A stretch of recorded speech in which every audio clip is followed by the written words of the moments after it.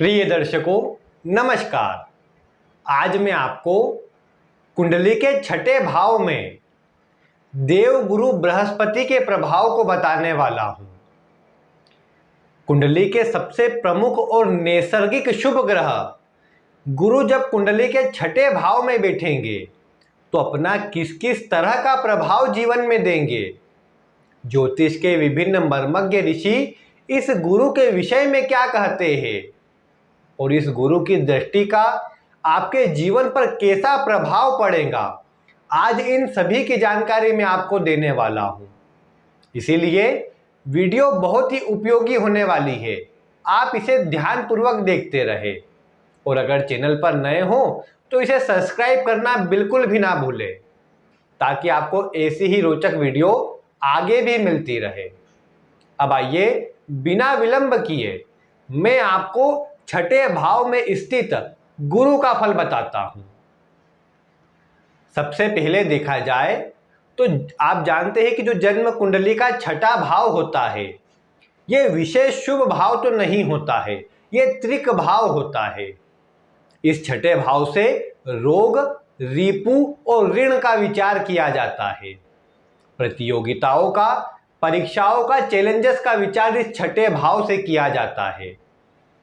और देवगुरु बृहस्पति को देखा जाए तो ये कुंडली के प्रमुख ग्रह होते हैं, क्योंकि ये हमारे भाग्य के कारक होते हैं, जीवन में मिलने वाले मान सम्मान और ऊंचाई के कारक होते हैं, हमारे धन के कारक भी यही गुरु बनते हैं।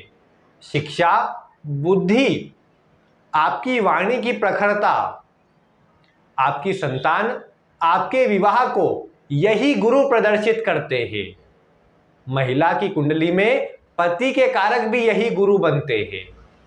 तो आप देखिए कि कुंडली के एक प्रमुख ग्रह जो इतनी सब बातों के कारक होते हैं, जब ये कुंडली के छठे भाव में जाएंगे तो निश्चित ही कुंडली में जो बल है उसमें कमी जरूर आ जाएगी, क्योंकि इतनी सब बातों के कारक ग्रह कुंडली के कमजोर भाव में जाएंगे तो कहीं ना कहीं अपना अच्छा असर थोड़ा कम ही दे पाएंगे।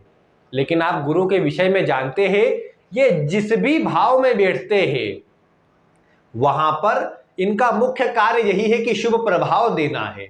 अगर ये स्वयं पीड़ित ना हो तो कैसी भी स्थिति क्यों ना हो, ये गुरु कहीं पर भी बैठेंगे तो वहां पर शुभ परिणाम ही देंगे। अब कुंडली का छठा भाव कमजोर होता है, खराब होता है, ऐसे में गुरु यहां पर बैठेंगे तो ये इस छठे भाव को अवश्य ही शुभ कर देंगे, क्योंकि एक शुभ ग्रह जिस भी वातावरण में बैठे वो उस वातावरण को शुभ करने का प्रयास अवश्य करेगा, भले ही वो स्वयं उसमें कमजोर क्यों ना हो जाए, भले ही स्वयं पीड़ित क्यों ना हो जाए। लेकिन छठे भाव के जो भी अशुभ प्रभाव है, जैसे शत्रु की अगर बात करें तो जिनके छठे भाव में गुरु होंगे, ऐसे व्यक्ति के भले ही शत्रु क्यों ना बन जाए, लेकिन ऐसे व्यक्ति का बाल भी बांका नहीं कर पाएंगे, बल्कि ऐसे व्यक्ति को शत्रुता करनी ही नहीं पड़ेगी। अन्य लोग भले ही भेदभाव रखे, मन में अच्छे संबंध नहीं रखे, मन में दुर्विचार रखे, लेकिन ऐसा व्यक्ति उसे नहीं भी कुछ बोलेगा तो भी कहीं ना कहीं उसके शत्रु अपने आप ही दब जाएंगे। और यही प्रभाव है इस गुरु का। ये गुरु यहां बैठ करके शत्रुओं का तो पूरी तरह नाश कर देते हैं, शत्रुओं का दमन कर देते हैं। साथ में छठा भाव हमारे शत्रुओं को भी प्रदर्शित करता है, माफ कीजिएगा, छठा भाव शत्रु के साथ में हमारे ऋण को भी प्रदर्शित करता है, कर्जे को भी प्रदर्शित करता है। तो जब भी छठे भाव में गुरु बैठेंगे, मजबूत अवस्था में होंगे, तो ऐसे व्यक्ति को कर्ज से चिंता कभी नहीं करनी चाहिए, और बल्कि ये गुरु कर्ज से व्यक्ति को परेशान नहीं होने देंगे, कर्ज में डालने ही नहीं देंगे।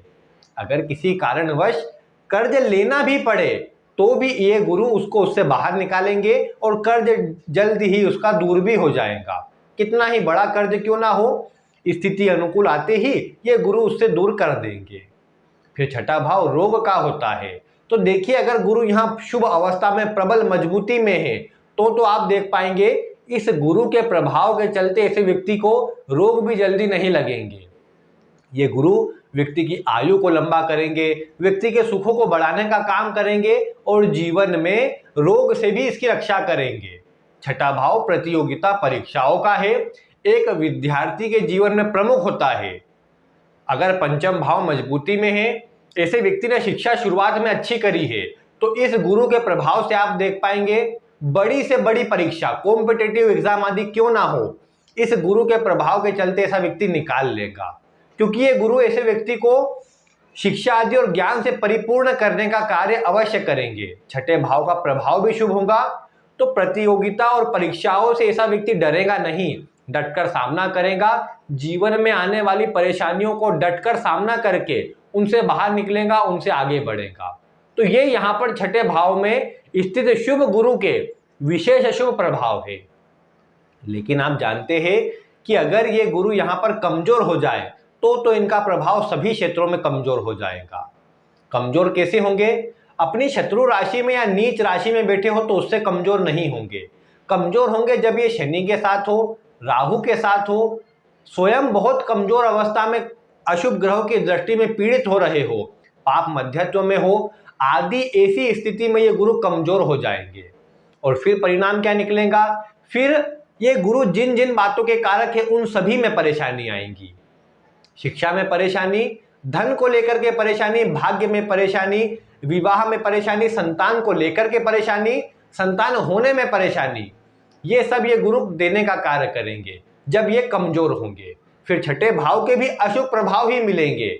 जैसे छठे भाव से शत्रु आदि का विचार है, तो शत्रु भी कहीं ना कहीं परेशान करने का कार्य करे। जो साथी वर्कर हो उनसे परेशानी का सामना करना पड़े, नौकरों से परेशानी का सामना करना पड़े। साथ में ये भी देखने को मिल जाए कि कर्ज बढ़ता चले जाए, चिंता भी बढ़ती चले जाए और कोई रास्ता नजर ना आए।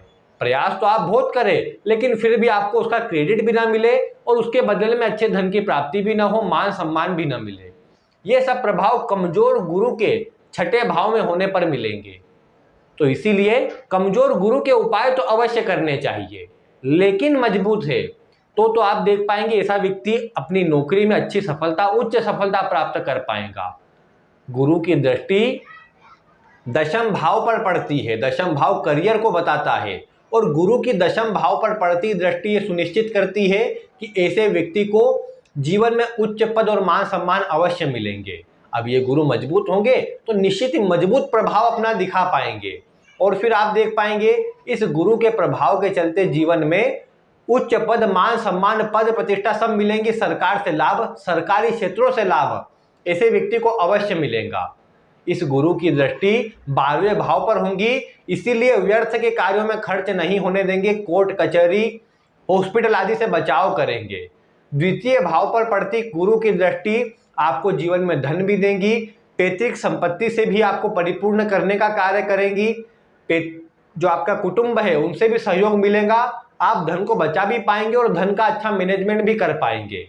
ये सब मजबूत गुरु के होने पर। कमजोर होने पर कमजोर प्रभाव, जितने कमजोर होंगे उतना कमजोर और विपरीत प्रभाव आपको समझना चाहिए।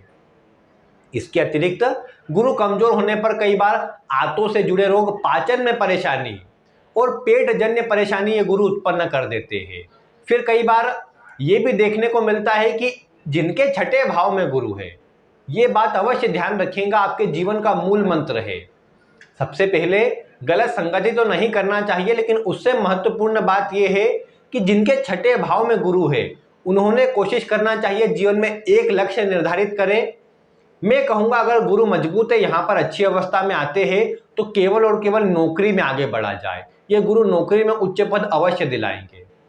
तो कहने की बात यह है कि गुरु यहाँ पर छठे भाव में तो नौकरी करे, एक ही कार्य को अपना जीवन में चुने, एक ही क्षेत्र में करियर बनाने का प्रयास करे, गलत मार्ग की ओर न जाए, ईमानदारी पूर्वक कार्य करे, समय पर कार्य करने का प्रयास करे। ये गुरु कमजोर होने पर व्यक्ति कार्य को टालता है, कार्य इसीलिए बार बार बदलता भी रहता है और साथ में ये भी देखने को मिलता है कि छठे भाव में गुरु हो तो ऐसे व्यक्ति को कहीं ना कहीं ये बोल सकते हैं कि आलस्य का शिकार ऐसा व्यक्ति हो जाता है। फिर कार्य को टालेगा, कोई कार्य समय पर नहीं करेगा और ये एक प्रमुख कारण बनेगा कि ऐसे व्यक्ति को सफलता कभी नहीं मिल पाएगी और इससे गुरु कहीं ना कहीं और कमजोर ही होते चले जाएंगे।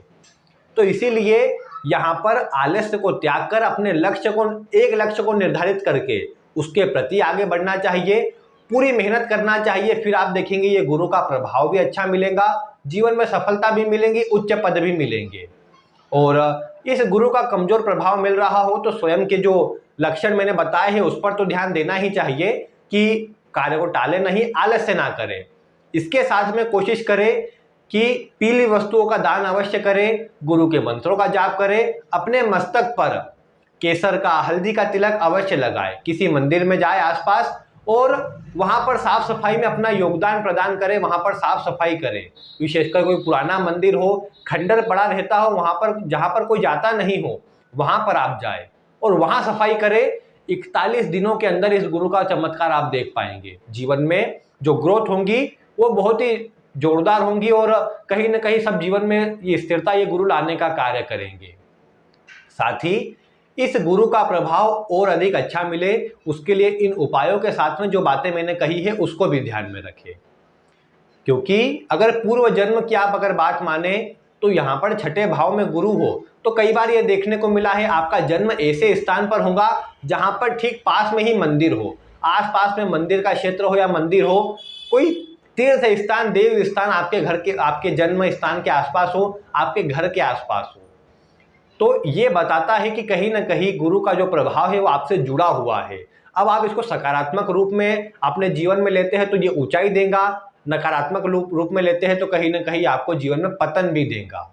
तो इसका ध्यान रखें और साथ में इस गुरु का प्रभाव अच्छा रहे उसके लिए मांसाहार, मद्यपान, गलत मार्ग, लॉटरी, सट्टा, जुआ, गलत संगति आदि सभी से बचाव करना है। जितने सात्विक स्वयं रहेंगे उतना अच्छा ये शुभ ग्रह का प्रभाव जीवन में मिलता नजर आएगा। तो इन सब बातों का ध्यान रखें। बाकी आपको इस गुरु का प्रभाव जीवन में कैसा महसूस हो रहा है वो भी आप वीडियो में कमेंट करके अवश्य बता सकते हैं।